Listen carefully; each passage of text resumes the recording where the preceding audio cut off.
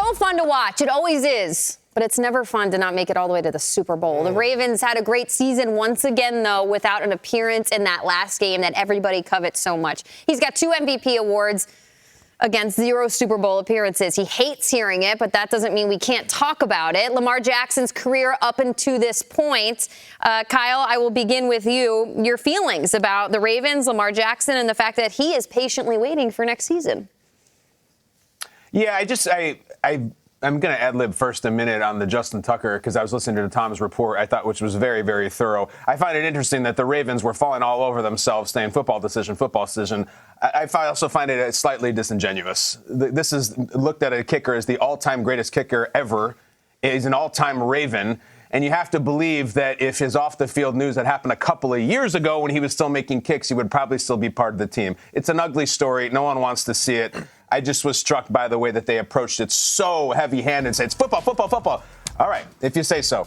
Meanwhile, Lamar Jackson, listen, we're at a place with Lamar that is just a little bit, I think, uncomfortable. And that's stupid, too, because he is such a fun player and such everything is right about the league.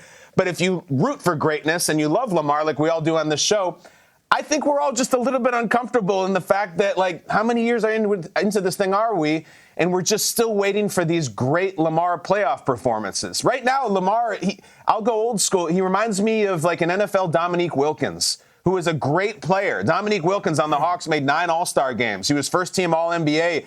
But he was known more for his highlights and his spectacular dunks and everything that he's not looked at as like Jordan. He's not Bird. He's not Magic, because those guys all have championships. And I know this gets tired to say over and over, but this is this era. It's the Mahomes era, and now Josh Allen is trying to give it his shot. Lamar's trying to give it his, but how many years are we going to talk about Lamar having amazing highlights and like kind of B+ or B graded playoff games? That's where we're at. I don't say it mean-spiritedly. I love Lamar. I would really like to see him get over the hump. It would be fun. It would be refreshing, but it's about time. And 2025, if we're not doing it then, when are we? Yeah, Kyle, I completely agree with you. You know, when I think about Lamar Jackson, I hold him in high regard. But I like to get on the grill. You know, I like to get on the grill. I like to smoke some chicken, some steak, whatever it might be. I look at Lamar Jackson, I think he's like the perfect-looking chicken breast. You know what I mean? Like the chicken breast looks good. You know, it has a nice little color on it. You know what I'm saying? Got a little maple rub on there. And then right when you think you're ready to take it off, you say, let me cut inside that just to make sure that it's done. And it's still pink. It's still pink on the inside. Yeah. Right? It's just not done, right? It needs a couple more minutes. Lamar Jackson's that dude. Jamie already said it. He's balled out, right? He's got the big boy contract. He's been to 3 wild cards, 4 divisionals, 1 AFC championship. But you mentioned it right there, Kyle. No Super Bowl. And that's how all quarterbacks are going to be judged, on whether or not you can get to the big game. He has all the highlights. You just touched on it. Last year was his best year. 41 touchdowns, 4 interceptions, 67% on the completion rate, but it still wasn't enough. They added D. Henry in the backfield to make sure they could take some pressure off him. It still wasn't enough. So he has to go out here and not only prove to himself, but prove to everybody else and the division that he's able to be that guy to get them over the hump. Now, and not appearing in a Super Bowl yet for his career would make him sick like an undercooked chicken would if you try to consume that. Yes. Now, I'll tell you this, Isaiah. I tried to grill something last night. If I tried, usually I just have my husband do it. It was a piece of steak. He's out of town. So I'm like, I'm going to practice this skill set. It was a ribeye. I had that on 6 minutes on the one side, and then I go to flip it, and I close the grill, and then all of a sudden there's a lot of smoke coming out of the grill. So what do the Ravens have to add to their roster to have the juices dripping down the steak to light a fire the way that I had when I opened up the grill? Like, what is that thing that the Ravens are missing to put them over the hump? Well, they just added D-Hop. That's right. So they added D-Hop. So D-Hop is what I consider them to be their missing link, right? So now they have a 3-headed monster out there at the receiver position, and I hope that that's enough. But the reality is their defense is still figuring things out last year, right? They're still new defensive coordinator. Guys are getting familiar with it. They added a nice little draft pick that we spoke on yesterday. So maybe that is going to be the complete picture. But I'm hoping that D-Hop gives him the 3-headed monster along with his 2 tight ends that he has there, Andrews and Likely, along with D. Henry in the background, in the backfield. Maybe that's enough to get them over the hump. Sure. I didn't even know. You're from Washington. I don't know if you guys know this. What do you guys know about grilling? I'm from Georgia. We know how to grill. Oh, no. I like the grill example, but, I'm like, I got to try the food first. I have one word for Lamar Jackson because I'm a Lamar Jackson guy, but I think the word is unfulfilled. It is a little bit of an undercooked chicken reference here because it's unfulfilled. I didn't say he underachieved or he hasn't done it. I just think there's something left with him. I mean, when you talk about these great quarterbacks in the NFL, it comes down to playoffs. Playoff wins, championship wins. And unfortunately, he's not done that.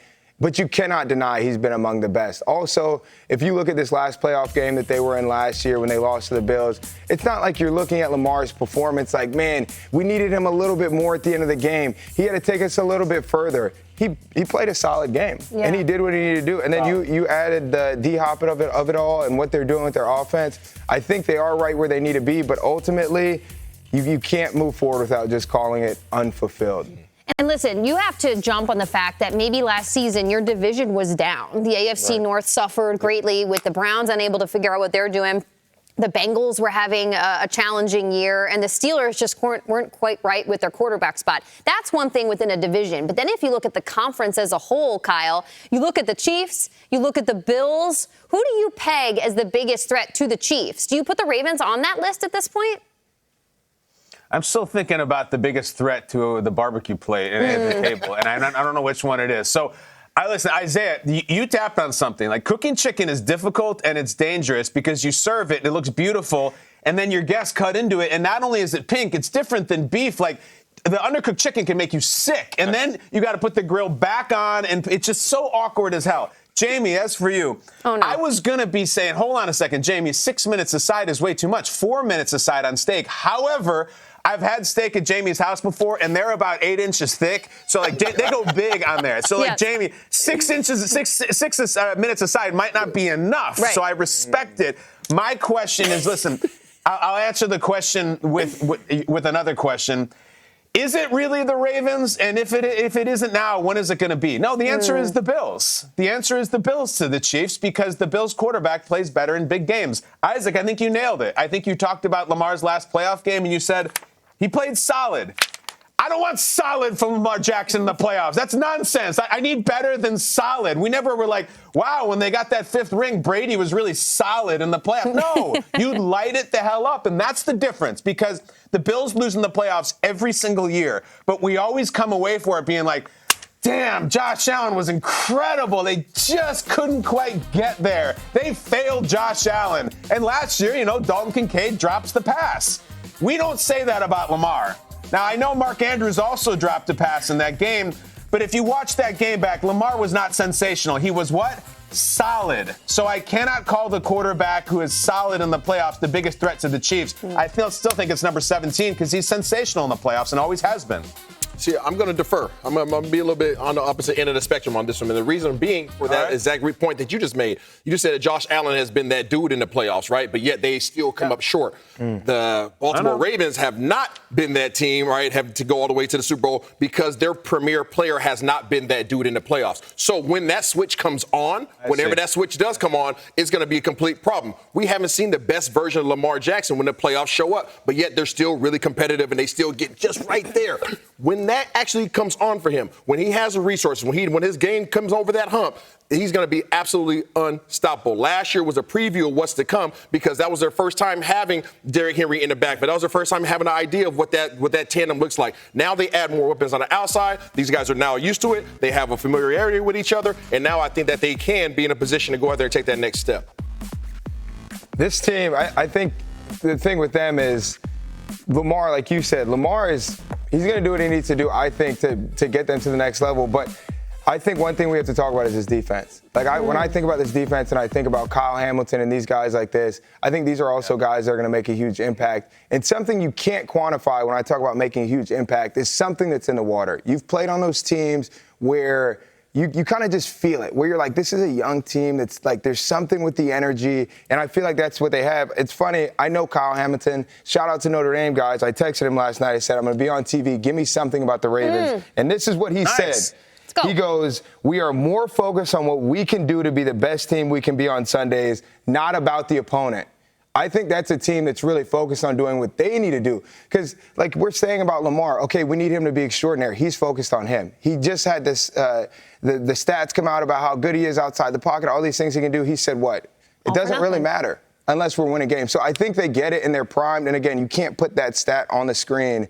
But I think they're in a really good place. So if you're in Owings Mills right now, you don't like this question that we have up on the screen. If you're a Ravens player, because you're like, no, it's about us and about what we're doing on the field next season. Right. I mean, that's the thing about sports, right? It would be great if it made sense every time, and you could look at stats and say this team would win every time. Everybody who's on these betting websites would make a lot of money. But unfortunately, when the playoffs come around or when the season starts, it doesn't work like that. And that's what I'm saying. You know, it's a little text between two friends, but it matters. There's something about that matters when you show up and OTAs are happening and guys are coming in the locker room and they're like, why are we here over the summer? No, they're focused. They're like, this workout right here matters. And that's why I really am excited about this team. Yeah.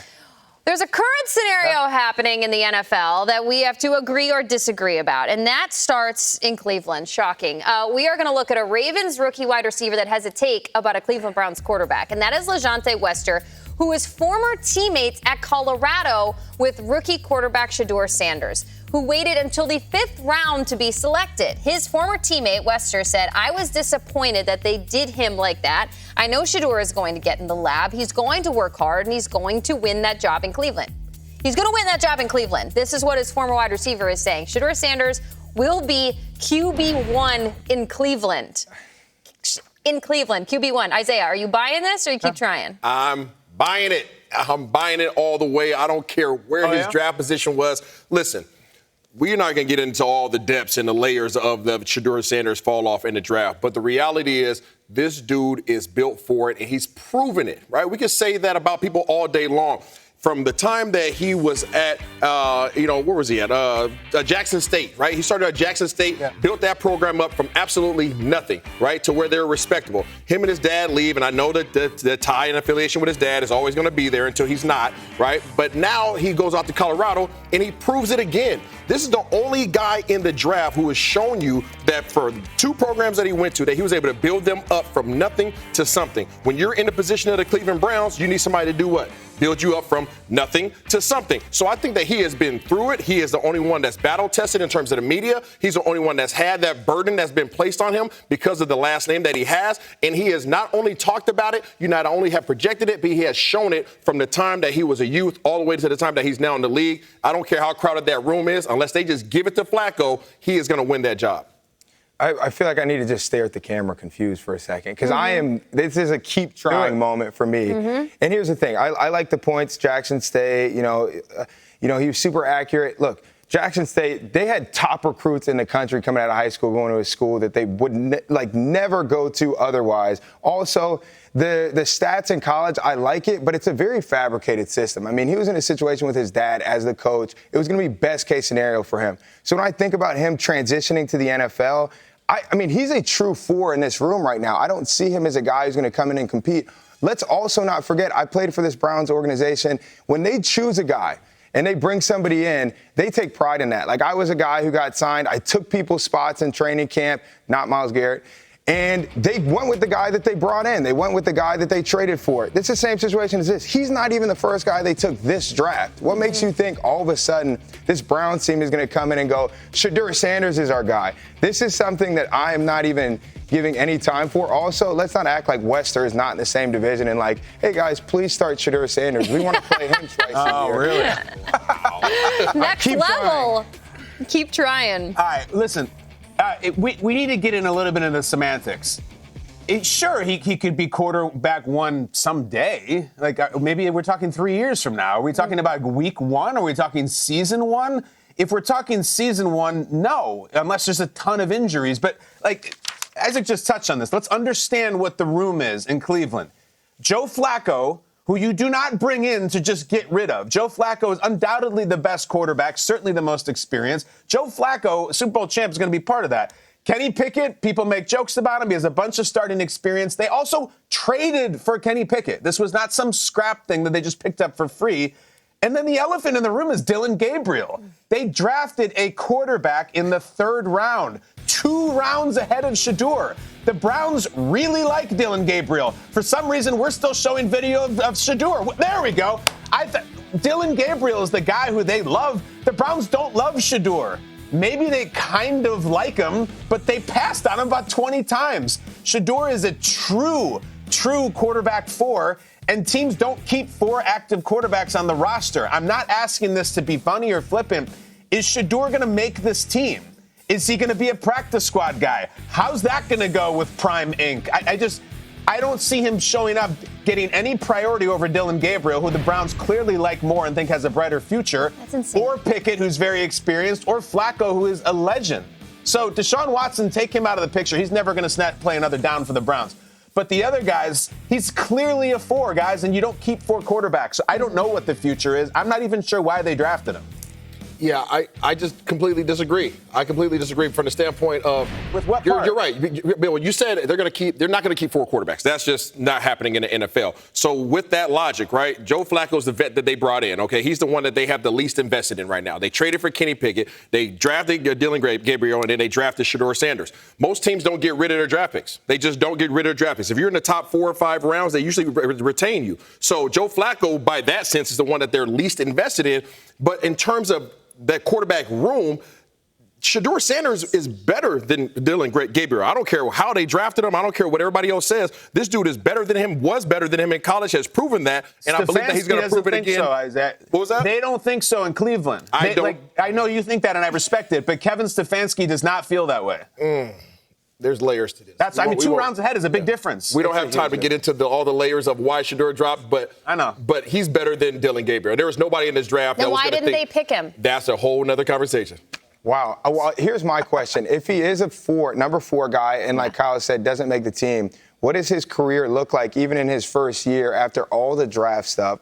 Who is he? Does he have the attitude, like issues? What does it look like if a team decides to not keep him as a drafted player? Have we seen anybody come out and say anything? Former teammates. We're talking about teammates. That's how we got into this segment. Has there been any teammates that have come out and said anything negative about his leadership or his on-field play? To what benefit would that give that former teammate? Deion Sanders is a part of is invested in your career. He just coached you in college. I don't believe that there would ever be a single former teammate to be like, you know what? I'm a rookie in the Baltimore Ravens. I'm going to walk into my new locker room and complain about my former quarterback. That doesn't give them anything. But it just doesn't make sense that someone would come out and say that. I agree with you on that point. However, everybody who was on that team with him, who are no longer playing in college, they're not attached to him anymore. They don't owe him anything anymore, right? So we've seen former players bash their teammates, right? So we haven't seen anybody, whether they're in the league now or not, these guys have not said anything negative about his leadership abilities or his on-field play or work ethic. And I like Shedeur. I campaigned for Shedeur before the draft. I really like him, what he's made of. I don't think the Browns like him that much. But another point that makes this such a strange room and such an interesting topic. Remember when Myles Garrett signed, and he signs this huge extension, and he sits there with Andrew Siciliano, I think it was, and Andrew's like, so did the Browns give you a hint? They tell you what their quarterback plan was going to be? And he does this big smile and says, they told me. Myles, what did they tell you? That we're going to bring in 41-year-old Joe Flacco, we're going to draft a rookie in the 3rd round and a rookie in the 5th round? He's like, I love it. Super. That's the plan that they told you? It doesn't make any sense at all. It's the weirdest room. It makes the Giants quarterback room look old-fashioned and conventional. The Browns room is bizarre, and I still don't know if Shedeur is a part of it just because of the other guys who are already there. Isaac, what do you got? You shake your head because you are so, you know the inner workings of the Browns and how their decision-making tree works. Yeah, well, first off, I don't. That's what's confusing for me. I played there, and I am still confused. Nothing against the Browns, but you guys did fire me. This situation's crazy. Also, we're forgetting that Deshaun Watson is still on that roster. Now, I don't know what that turns into, but you technically have 5 quarterbacks that, according to Isaiah, are starting quarterbacks. So I think it's extremely complicated.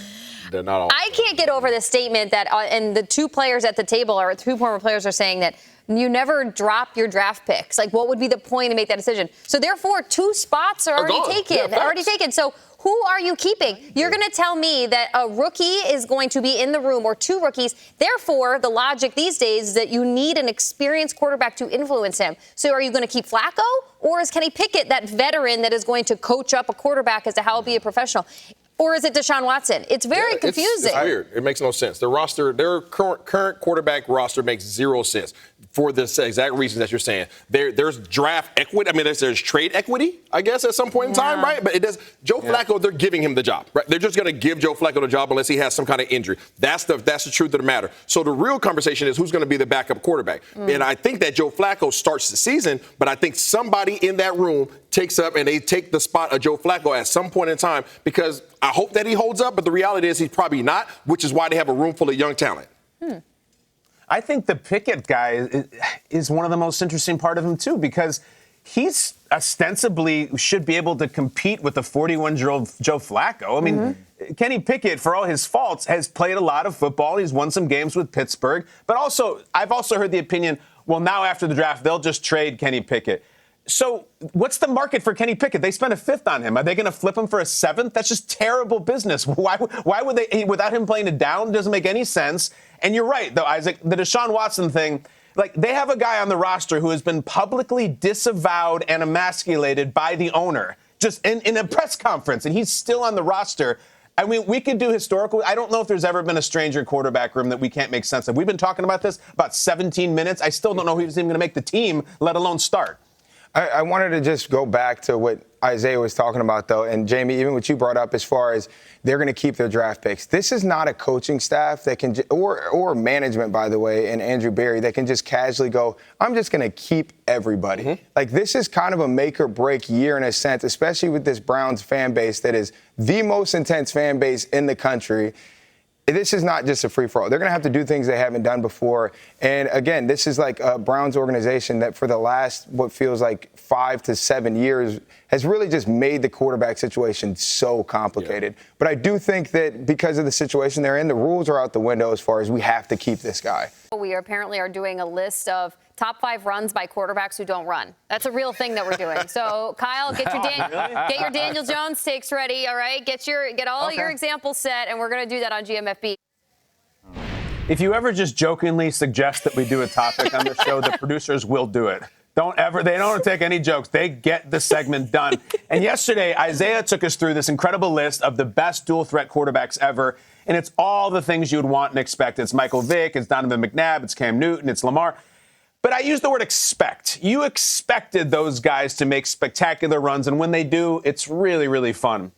But what's really hilarious is when the guys you don't expect to make crazy long touchdown runs still do it anyway. And that is my list, my friends. We have 5 LOL runs from guys you're like, wow, I didn't know we had that one in them. And we start with number 1 in 1995, Chiefs quarterback Steve Bono. Guys, I'm telling you, there has never been a defense at any level of the sport that has been more faked out by a play than this defense was on this play. Mr. Steve Bono, go out for a jog and enjoy it. Cardinals were even closer, and they couldn't get it in as the Chiefs go to the run. It's a reverse by Steve Bono, who's running away from the entire field. Nobody saw. This is unbelievable. A most remarkable development as Steve Bono play faked. The entire Cardinal team bought it. Everybody in the stadium did, including the announcers. And off to the races for a touchdown was Steve Bono. All right, first of all, shout out to Big Joe Valerio, the lineman out front out of Pennsylvania, who's just ushering him along. And this is the advantage you get sometimes when no one thinks you'll run. If you do, they can't believe it, and they're not within 70 yards of you. Guys, Bono had a long career. He never had a rushing touchdown longer than 5 yards. This was 76. He never had 76 rushing yards in a season, and he has it on one play. It's a ridiculous play in which I think the defense just said, you know what, Bono, you got it. Take it. Go for it. We're not even going to chase you. I mentioned that no defense has ever been fooled as much as that defense was on that play. I have the runner-up in that category, too. In this case, it was the 2013 Cowboys who go against late-career Peyton Manning on the Broncos when out of nowhere everyone was calling him the sheriff and his mobility was really, really low. They rolled the dice at the goal line, and this is one of the great Peyton highlights. The final rushing touchdown of his career. Take it away, number 18, the sheriff. Peyton still has the football. Can you believe it? Peyton Manning runs it in for the touchdown. Yeah, that wasn't in the playbook this week on the defensive side. You ready for this? His first rushing touchdown in 5 years. And nobody in the stadium could believe he tried it. Maybe he does have that, 4.8 speed. In 5 years, Peyton wasn't doing quarterback sneaks. There was no tush push with him. He hadn't run for a touchdown in 5 years. And I loved on the first shot how badly the camera guy got faked out by it. Whoever that camera operator is working the Cowboys home game has probably done a ton of Peyton Manning games, probably knew his experience. It's like Peyton's not running this thing, and then just Peyton around the outside, no one even close. If we're going to talk Peyton, we should talk Brady. There was always a debate about who would win in a foot race between Brady and Peyton. Well, you be the judge here. This is an all-time play. 2006, it's Patriots versus Bears. It is 2 first-ballot Hall of Famers, Tom Brady versus Brian Urlacher. And this is the stuff of legend. Watch number 12 versus number 54 in the open field. Joe Buck, Troy Aikman, take it away. Brady steps up, try and run for it, makes a move on Urlacher and has a first down. I tell you, that's one you don't see very often. You got Urlacher going against Tom Brady in the open field. Here he is in the middle. Tom Brady sees the opening, and he does not pick up the first down if Urlacher makes the tackle there. You know, Tom Brady had just enough swivel in his hips. Understand, Brian Urlacher was the truth at that point. That is the reigning defensive player of the year. He's 6'5". He's in the open field. Brady is a baby deer wearing roller skates on an ice rink. He can't do anything, and he completely jukes Urlacher out. This combined with the Bettis run against Pittsburgh were the 2 lowlights of Urlacher's career, but a massive moment for Brady, who no one thought they had this in him, and he did it in the open field. It's incredible. Moving on. This is funny, pulling from the headlines. You know who we're talking about next? Current Cleveland Brown Joe Flacco. Way back in a time called 2008, he was making his first ever NFL start, his NFL debut, and all the scouting report on Flacco was very tall, massive arm, not going to be a runner, and then he delighted the crowd by pulling this out of nowhere. Week 1, 2008. Go for it, Joe. Playing in the backfield, 1st and 10. Rivers falls. Here comes the rookie Flacco. Look at this. Look at the big man run with the block downfield by Clayton. Here's a guy that's not known for his ability to run the ball, and not only that, it's a busted play. I mean, he showed me something there. I didn't think he could run like that. This guy's 6'6", 230 pounds. I don't think he knew he could run like that, too. When you have Rivers chasing you, you're going to run fast. This is incredible. That guy's still in the league, by the way. That guy might start this year for one of the Ravens' division rivals. That guy is in the same quarterback room with Shedeur Sanders right now. What a career and what a play in his absolute debut. But listen, our last one, we're going to go to Mr. Bernard Kosar. Bernie Kosar makes Joe Flacco look like Randall Cunningham. Bernie was a lot of things. He was not a runner. So even though what I'm about to show you is only 23 yards, it was by far the most single-game rushing yards and longest run of Bernie's career, who in the middle of the run in 1989, full-on turns and looks behind him in the middle of the field to see who's chasing him. Bernie, just do Bernie things. Go for it. On 3rd and 10 from the 43. Pocket holds up, and Kosar will run. Huge hole up the middle. Kosar for a first down into Denver territory. All the way to the 34-yard line. Watch this. Now, Bernie's going to look back and to see right here. He looks back to see if the defensive lineman, Bernie, we know you're slow, but once you get beyond the line of scrimmage, don't worry about those big guys chasing you. You got to worry about the guys in front of you. What's a great run. Bernie, looking behind him mid-run, walked so that people watching themselves on the Jumbotron could run. That was what you used to do back in the day. Just full-on turn around and look around. He gets the hell down. Understand, he played a lot of years in this league. He never, ever had more than 20 yards rushing except in this game. This is the longest, greatest thing he ever did running the ball. And the Browns fans just sitting there going nuts in the game. I bet they lost to the Broncos. Guys, that's the list. We got everybody from Flacco to Peyton to Brady.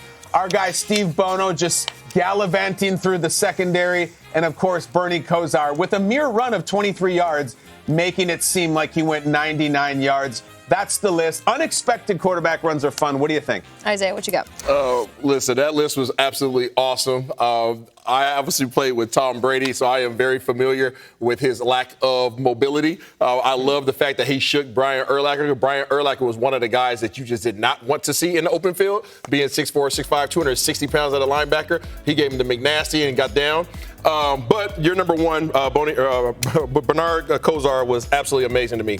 Anybody who's ever been on a Vertimax, I don't know if you've been on there, Isaac. There's this board called a Vertimax where you put bands on around your waist or around your ankles, and it feels like you have the weight of the world trying to pull your legs down. It looks like he was attached to a Vertimax the entire time down the field. Matter of fact, he looked back to see if somebody had bands on him. That was absolutely awesome, plus the fumble. That was almost like a dad joke there. Yeah, I love that. Vertimax. Kyle, you're on point with these. I will say, I think you missed one run, and that is 2019 Phillip Rivers versus the Ravens in the playoff game. Maybe they can find the clip fast enough. They can. This was special. This is when he ran, fell for the first down, got up, pointed. Phillip Rivers is a dog, but this is impressive. I love seeing quarterbacks be unathletic and then go out and throw for 400 yards. It's the best. My reaction to this probably is a noise that Rivers made on that run. It's when Peyton Manning turned. I actually can hear him say, "Oof," when he starts running. Like, as we all have done after you hit the age of 35, if you are unexpectedly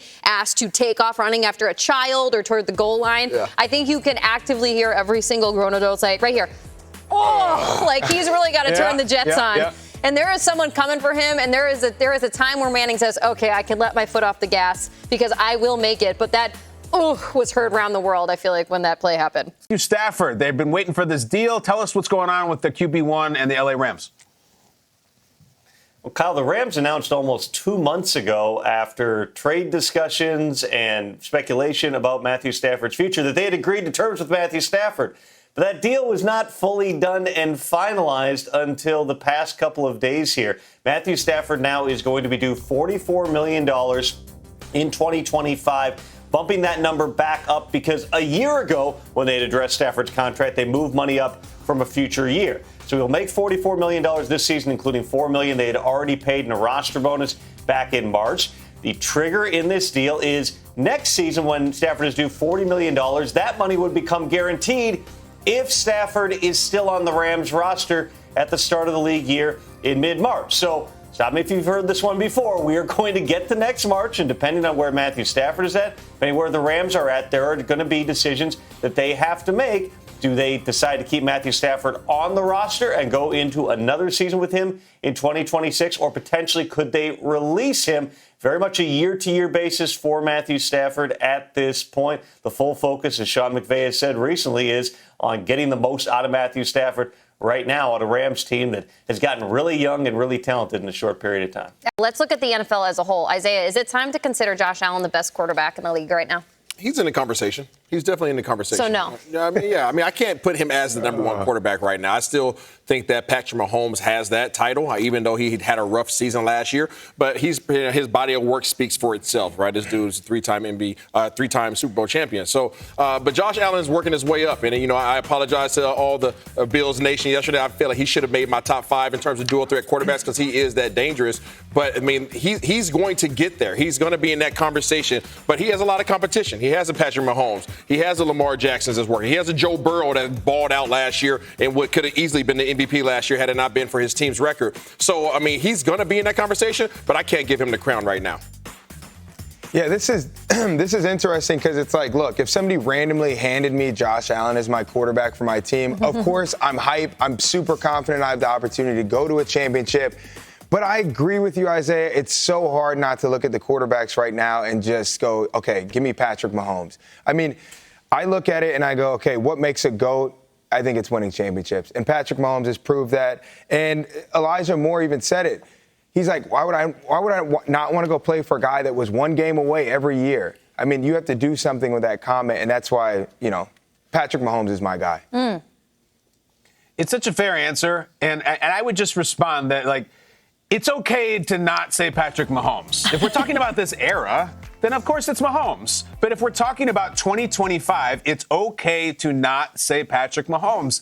And I think it is Josh Allen. I think what he has is he's not as talented of a runner as Lamar Jackson, but he's an incredible runner. Maybe he's not as prolific as a passer as Joe Burrow, but the combination of the two is astronomical. Astronomical. And I will judge Josh Allen based on how he plays in playoff games, which is not only very good, it's almost always excellent.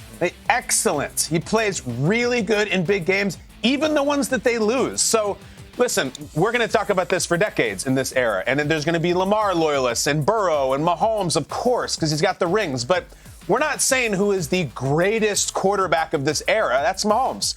Who is the best at playing the position right now in 2025 in the league? I think it's Josh Allen, and I think all the numbers, all the stats, all the optics back it up. And I don't apologize for it. Neither should anyone else. It's a really fun gray area to swim in because then you got to get into the next generation of quarterback conversation. And, of course, Jaden Daniels right now is the leader of the pack in that. Yep. From Washington's stunning divisional round win over Detroit in the playoffs. Take a look. Snap to Daniels. Snap to Daniels. Quick throw to the opposite side. Terry McLaurin got through two defenders. 50, 40 by 40. 30 by 30. Foot race at the 20. 15, 10, 5. Stays on his feet. Touchdown, Washington. The Detroit Lions dial up a zero blitz, and they get burned by the kid and Terry McLaurin.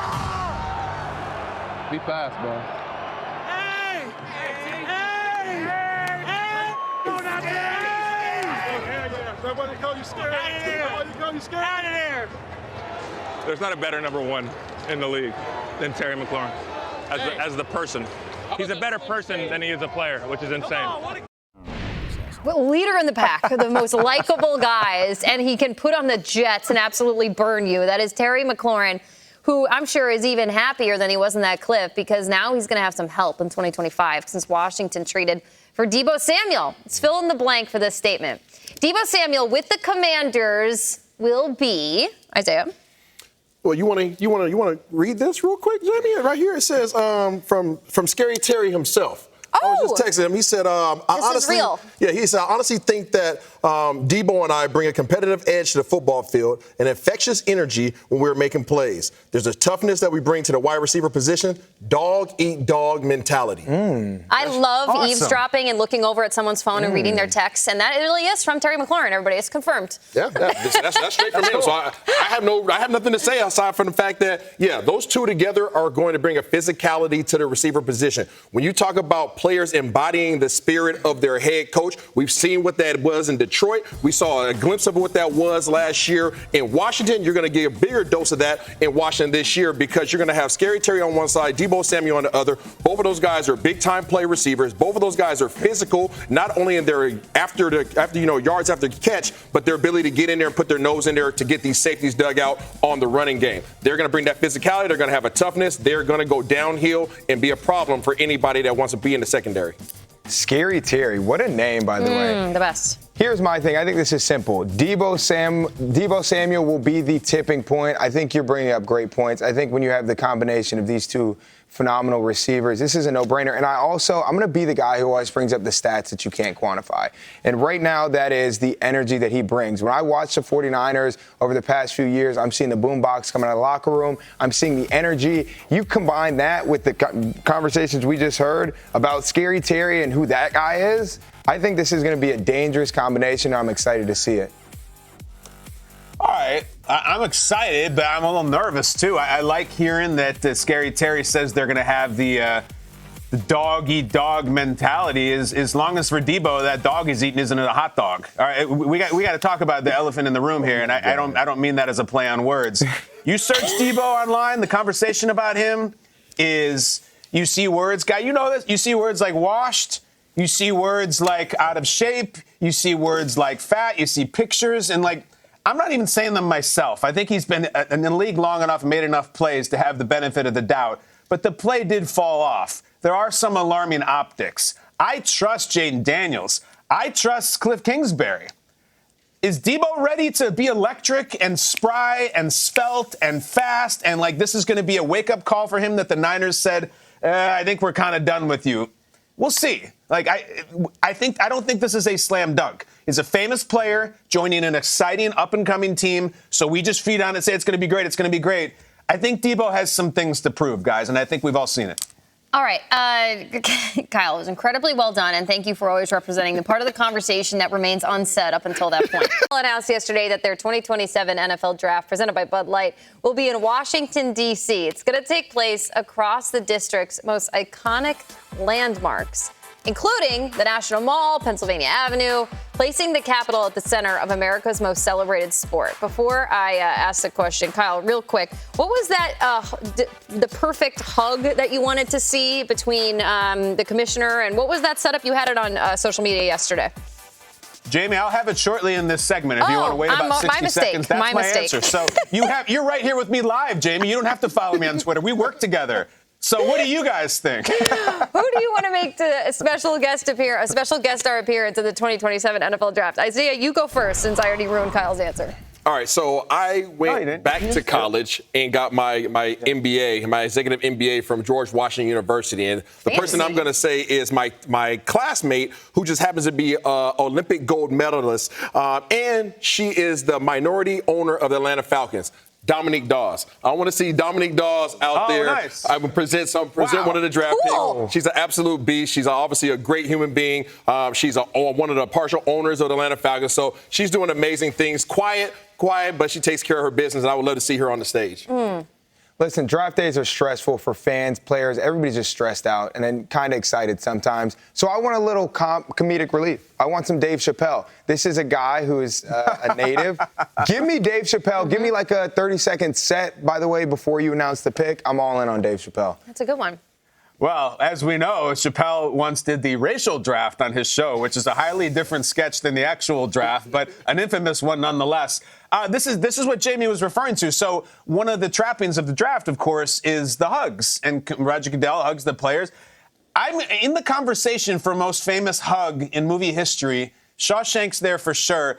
But Forrest and Jenny in the pond, in the pool, in front of the Washington Monument, running down there, like, that's how Goodell needs to do it. Commissioner, run into the water with whoever the number one overall pick is, hug, and everyone will go crazy. And after you announce the name, you say, that's all I have to say about that. And they'll go crazy again. Get Tom Hanks there, get Robin Wright there to announce a pick. They can reenact it.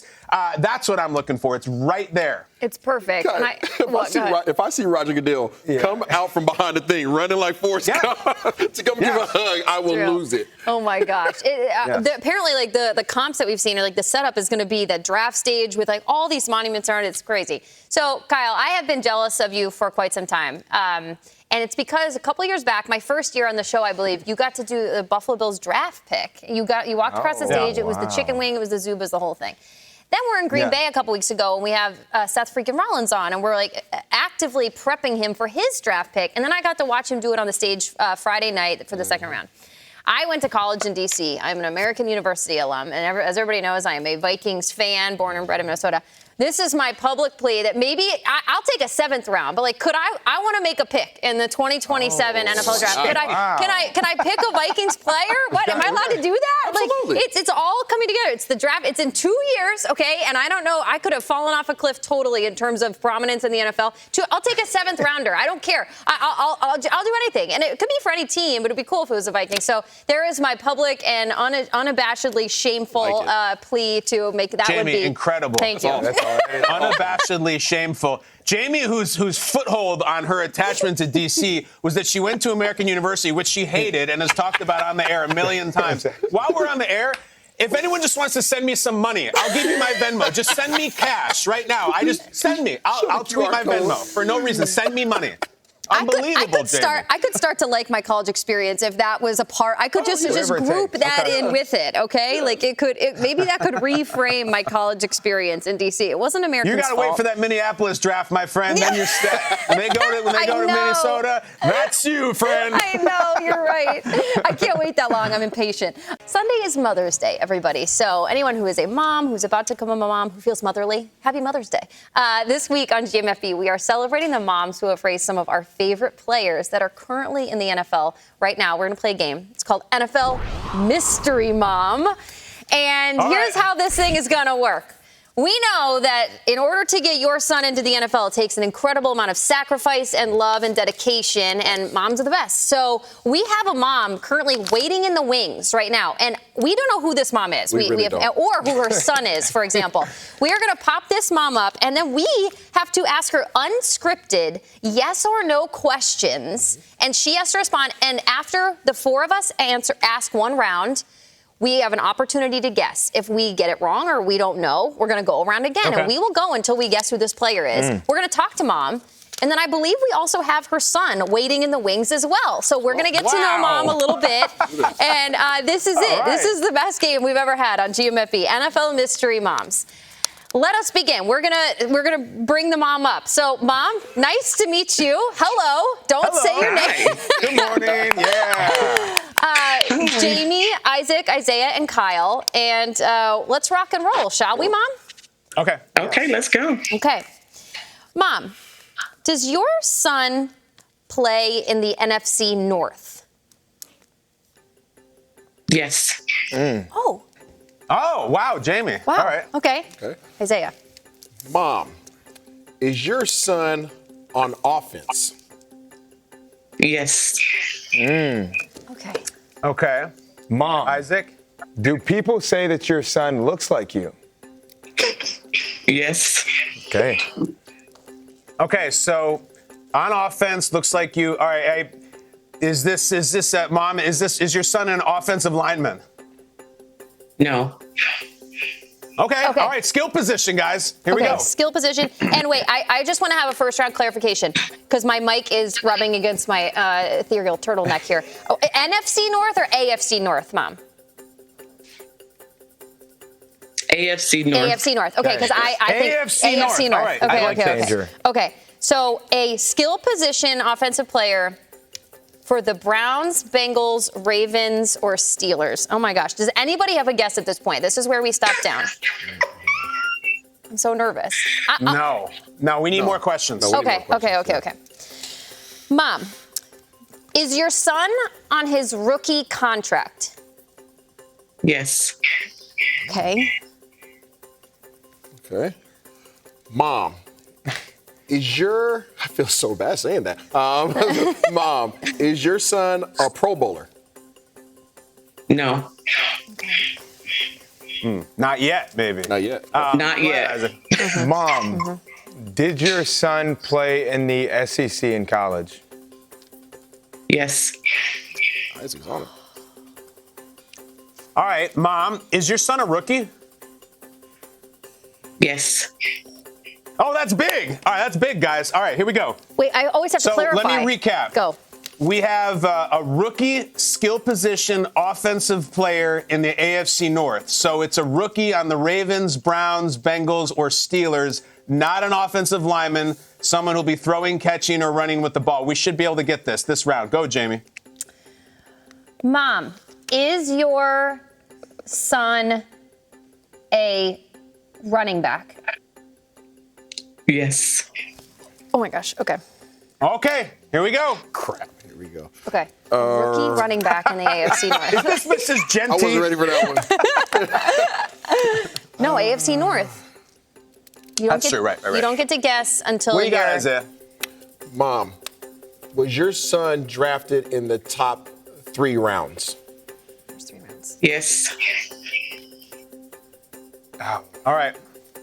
Isaac, we're going to nail this. I got Come it. on. Mom, I'm trying to think of a good question here because we've got a bunch out. I got one. Go ahead, Kyle. Take it away. Mom, did your son this past college football season play in the college football playoffs? Yes.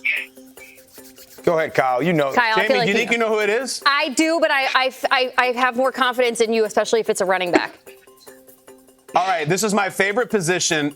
I can think of 2 different guys, and I'm going to take a shot. Are you guys comfortable with me taking a shot? Yes. Please. This is going to be so embarrassed, Mom, if I name a player right now and it's not your son. Is your son's name, as we celebrate Mother's Day week here on Good Morning Football, is your son's name Quinshawn Judkins? Yes. Let's go. Yeah. job, Kyle. Thank you. Good job. Yay! That was good. Jamie, do it. Look at you. so Quinshon, relieved. awesome to have you on. Kyle, well done. Right here. Okay, Quinshon, will you Oh, my introduce your gosh. mother to us? Because she just was such a good sport. Oh man, this is my beautiful mom, Tiva.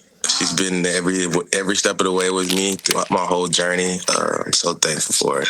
Oh my gosh. And now we get to open yeah, up our unbelievable. NFL Mystery Mom envelope and we get to Here look it at is. all of the information about Tiva and Quinshon. And this is an incredible game. We're obsessed. Tiva, okay, we saw that you pick up the FaceTime when your son called when he got drafted. And your face, now that we see you, what is wrong with us? It was priceless. What was that moment like? Just like you just said, it was priceless. And it wasn't intentional. So let me put that out there. Oh.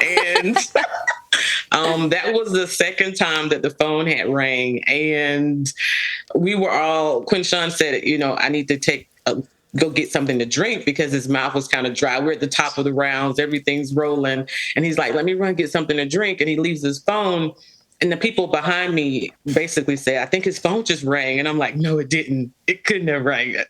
Surely it didn't ring. So I pick it up. And as I'm picking it up, it rings again. And so at that moment, it was, you can't even explain it. It was surreal. And on the other end of the phone was this young lady. And she was staring at me with her mouth wide open. And I was staring at her because neither one of us knew what to do. Tiva, you tell the story so well, and thank you so much for putting up with our game and everything. You were so patient, you were locked in, and we got home. Quinshon, I want to ask you, though. Quinshon, take me back to Pike Road, Alabama, growing up with this woman. What did she teach you? What were the lessons she imparted on you that you still use to this day? Oh man, I can remember at such an early age, her just teaching me resilience, responsibility, accountability, knowing the right from wrongs, and just how to make decisions at an early age, and help myself put myself in a better position for my future. That's awesome. All right, I have a question for Miss Tiva. In less than 24 hours, you and your son went, from being drafted to being surrounded by family, and all of a sudden, you guys were at the Browns facility the following day. Now, help us understand, look like the peek behind the veil as to what that was like. That was a moment that I can't even really put into words. I mean, after he was drafted, everyone was so excited and so thankful, and we were feeling so blessed and just so appreciative of the gift that he was just given. And we got a call from the Browns basically saying, you need to hop on a plane like at 9:00 in the morning and be here. And so that was a quick turnaround for us because that night we were just partying the night away, And so we had to get up and jump on a plane. And once we arrived to the facility, everyone was so nice. They were so grateful that he was there and so appreciative of us. And it just made us feel very welcomed and very, humbled by the situation. But it was just a great feeling. The facility, when you drive into the facility and you get to see the name of the team on the building, that's when it all set in for me. It was like, oh my God, we are here. So, yeah. And there's some about seeing those NFL logos when you pull up to the buildings. It really does hit different. So that's awesome. Also, Quinshon, you have one job. Take your mom to the Marble Room in Cleveland. It's a steakhouse. They actually have unbelievable steak. It's a great place to go. But you have rookie minicamp coming up. It's crazy how fast it happens. How are we feeling about that? Man, amazing. Excited. I'm thrilled to be in this position and go and help this organization and do my best job and what I bring as a player. And I just come in ready to work.